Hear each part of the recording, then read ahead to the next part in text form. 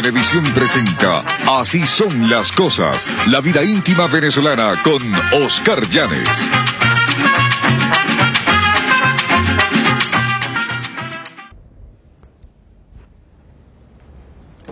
Hace 350 años, 3 siglos y medio, el pueblo de Venezuela confió su suerte y su destino al Nazareno de San Pablo. El nazareno, aunque no nació aquí en Venezuela, es un venezolano típico porque ha sufrido lo mismo que el venezolano humilde. Pasó 200 años en una iglesia que estaba ubicada exactamente en donde hoy está el Teatro Municipal de Caracas.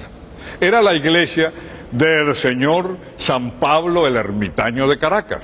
Allí estuvo, como les acabo de decir, 200 años el nazareno, hasta que el gobierno del ilustre americano Guzmán Blanco decidió derrumbar la iglesia para levantar un teatro. El teatro que se llamó Guzmán Blanco, que es el mismo que hoy conocemos con el nombre de Teatro Municipal. En aquella Caracas aquello causó un escándalo, porque derribar una iglesia para levantar un teatro se consideró como un sacrilegio. Guzmán Blanco, llamado también el autócrata civilizador, un hombre muy inteligente, dijo públicamente que no era sacrilegio derribar un templo para levantar una iglesia, por cuanto el arte escénico, el teatro y la tragedia siempre había sido un monopolio de la Iglesia Católica. Aquello no convenció.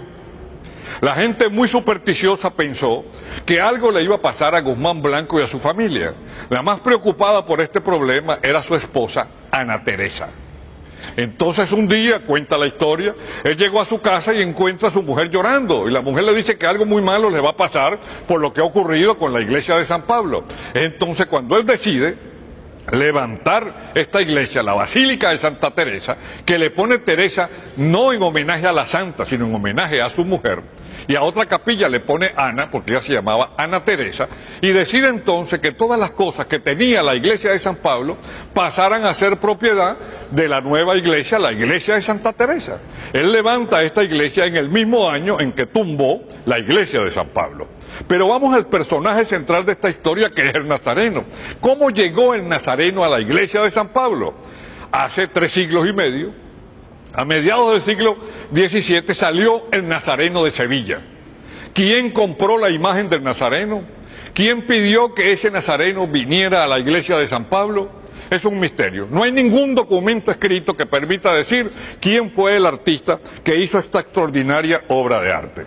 Sin embargo, un hombre muy importante que prestó muchos servicios a la cultura venezolana, llamado Carlos Federico Duarte, restaurador, historiador de arte y crítico, logró establecer hace 24 años que este nazareno fue hecho en Sevilla por uno de los grandes artistas sevillanos.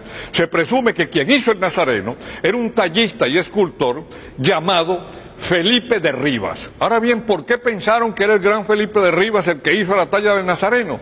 Porque esta obra es verdaderamente espectacular, olvidándonos de lo religioso y pensando en lo artístico. Para comenzar, es la clásica talla sevillana. Es una talla sevillana en donde los ojos tienen una mirada de amor, ausentes al odio y ausentes a todas las cosas que ocurren. Las manos son vitales, parece que en efecto fueran a tomar algo con dulzura. Y algo muy importante, que muy poca gente puede apreciar aquí en la iglesia, pero que en la televisión se ve muy claramente: el nazareno tiene la boca entreabierta y tiene un rictus de dolor, pero sin odio, sin egoísmo, como diciendo perdónalos. ¿Por qué los venezolanos tomaron como su devoción el nazareno de San Pablo? Esto es muy interesante. 3 años después de muerto el Libertador, el primer venezolano típico que públicamente declaró su devoción al nazareno de San Pablo y dijo públicamente que desde ese momento iba a vestirse de nazareno todos los años por un gran milagro que el nazareno le ha hecho, y nunca explicó qué milagro era y sigue siendo un misterio histórico, fue el general José Antonio Páez. Páez amaba tanto al nazareno de San Pablo que después de vestirse por primera vez de nazareno, 3 años después de muerto Bolívar, mandó hacer una copia, una réplica exacta de este nazareno y se lo regaló a la iglesia de Achaguas. Bueno, ¿por qué Páez mandó este nazareno a Achaguas? Es un misterio también, no lo sabemos, y él nunca explicaba. Lo que sí sabemos es que desde 1833 Páez se vestía de nazareno. Por supuesto, siendo Páez el hombre fuerte del país, es de presumir, ¿verdad?, por el clásico guabineo y jaladera que hay en el país, que todos los políticos comenzaron a vestirse de nazareno. Cuando Páez cayó en desgracia, ya los políticos dejaron de vestirse de nazareno. Pero hay algo muy curioso con el nazareno de San Pablo. En 1669 llega a La Guaira un barco en donde vienen más o menos 8 o 10 negros. El barco venía de África enfermos de algo que era terrible, que para aquella época no se tenía remedio ni cómo controlarlo. Era nada menos que la epidemia del vómito negro. Estos negros enfermos los bajaron a La Guaira. Claro, las condiciones sanitarias de la época no permitieron poner un cordón profiláctico y la gripe se extendió por todo el país, la epidemia se extendió por todo el país. Fue entonces cuando la iglesia sacó al Nazareno de San Pablo. Sacaron al Nazareno de San Pablo, dio una vuelta por la zona, porque recuerden que la iglesia de San Pablo quedaba allí mismo, en donde estaba el municipal, como yo les dije, y pasó por la esquina de Miracielo. En aquella esquina de Miracielo había un solar y una casa. El corral de esa casa tenía un limonero y las hojas, el árbol del limón y los limones daban hacia la calle, eran más altos que la tapia. Es entonces cuando al pasar el Nazareno se enredan los limones con la cruz y con la mano del Nazareno. Los limones caen, comienzan a rodar decenas y decenas de limones, la gente grita milagro, y es entonces cuando con agua de catuche, dice la tradición, agua limpia de catuche y los limones de Miracielo, se acabó el vómito negro. Ese fue el primer gran milagro que consagró al Nazareno. Viene entonces la leyenda. Como no se sabe quién hizo el Nazareno, se decía antes que el Nazareno lo había hecho un tallista llamado Juan Cristian Molinero, vecino de Carayaca y de origen canario. Y contaba la leyenda, y a uno se lo enseñaban desde pequeño en la escuela, que cuando él vio al Nazareno, él se arrodilló y dijo: Señor, ¿qué te falta? Y dicen que el Nazareno le contestó: ¿dónde me has visto que tan perfecto me has hecho? El tallista murió de la conmoción que le causó aquello, murió minutos u horas después, pero contó esta historia. Después se decía que había sido un tallista muy humilde de Petare, pero las investigaciones de Carlos Federico Duarte llegaron a la conclusión de que no fue hecho en Venezuela. Está hecho de pino de Flandes. Su cruz, que está hueca por dentro, es de madera, pero antes en la colonia le ponían a este nazareno una cruz de cartón pintada de verde, porque temían, por supuesto, que con los pasos de la procesión se les dañara el hombro. Esta es la única imagen en Venezuela a la cual se le ha hecho una radiografía, no me he equivocado, una radiografía como la que le hacen a uno cuando está enfermo de los pulmones. Simplemente la radiografía se la hizo hace 24 años un famoso radiólogo llamado Paco Manche. ¿Por qué le hicieron la radiografía? Porque iban a restaurarlo por primera vez. Vino de Sevilla un gran escultor y restaurador llamado Manolo Díaz, quien sigue viniendo todos los años. Pudiéramos decir que ese es el médico de cabecera del Nazareno, porque una talla que tiene 350 años es obvio que tenga muchos peligros. El comején, la ermita, toda esa cantidad de cosas. La radiografía arrojó cosas muy curiosas. Arrojó, por ejemplo, algo muy interesante. En el pómulo derecho, el Nazareno tiene una huella de una perforación de un balazo.